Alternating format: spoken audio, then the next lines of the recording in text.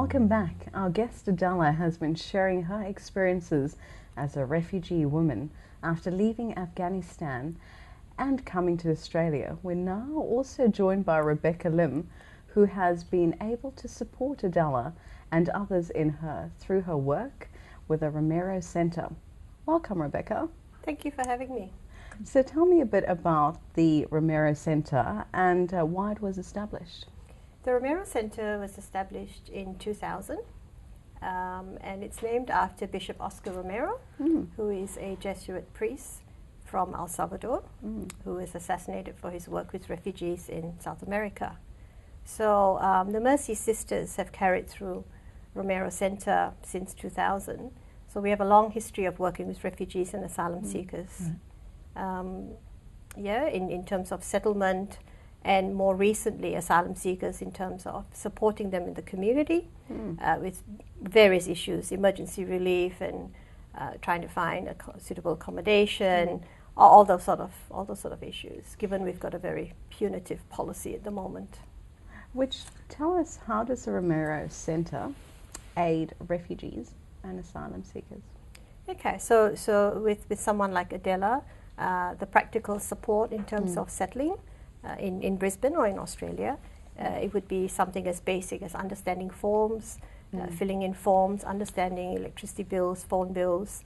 I'm trying to source a scholarship for Shamila, her youngest daughter, to be able to go to a private Catholic school or a private school so she can have a better education, I suppose. Not that the state schools are not good, but I think that's, to be able to expose her to sporting and recreational activities.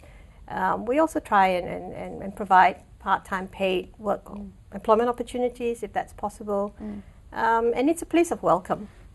So for many asylum seekers, it's the last place that they can come to. I was going to ask you, Rebecca, how easy or how difficult is it for asylum seekers and refugees to integrate into the Australian community? Yeah, I think integration is not the best word to use. I guess for them it's understanding the language, the culture, being able to navigate systems, because systems are quite different, while being able to maintain their own culture. So again, refugees and asylum seekers are two separate groups. So for the refugees, it's a settlement. And then the next phase of that would be for them to sponsor family members. So we also help with that migration and the process for it, and understanding what it means when you get a letter from immigration, for example. For asylum seekers, it's a different ball game.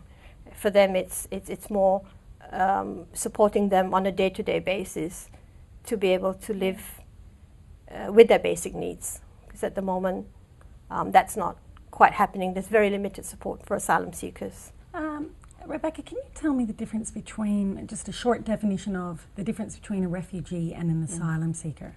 Sure.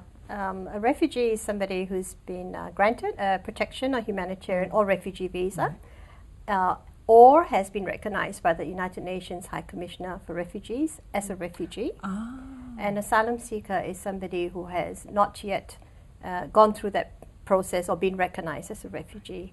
So essentially, people who get on that boat journey are a combination of refugees and asylum seekers.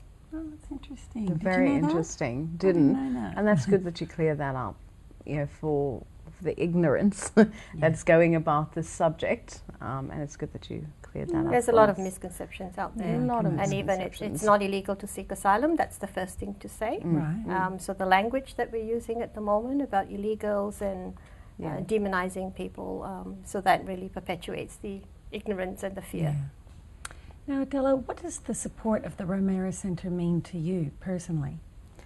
Because I come to Australia, I know about English, very hard for me. And I come for Romero Centre, and after 1 year, and I come volunteer working for Romero Centre for group sewing, and I working long time in for Romero Centre.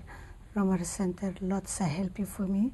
I'm sick, and this time helping for me for hospital for everything, and helping for my daughter and for teacher at home and for English and maths, and lots of help for me, Romero Centre. Sounds like you've really needed to rely on the community, you know, Yes. the support of the Romero Centre. Yes. You've met a lot of friends by the sounds Yes, of it. lots of friends and good in the time, the party and everything. Go to the Romero Centre, another language, another nationality. I talk good, and some person good, some person better for me. I look at the story, what's happening. I talking and see together what I am happy. That's so good.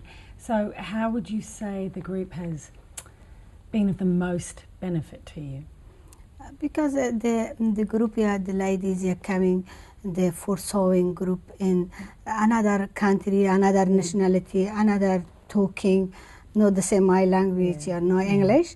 This good, better for every, this ladies are coming, happy and sewing and. Because you find that support in one Yeah, another. supporting, very important. How long had you been living in Brisbane before you joined that community?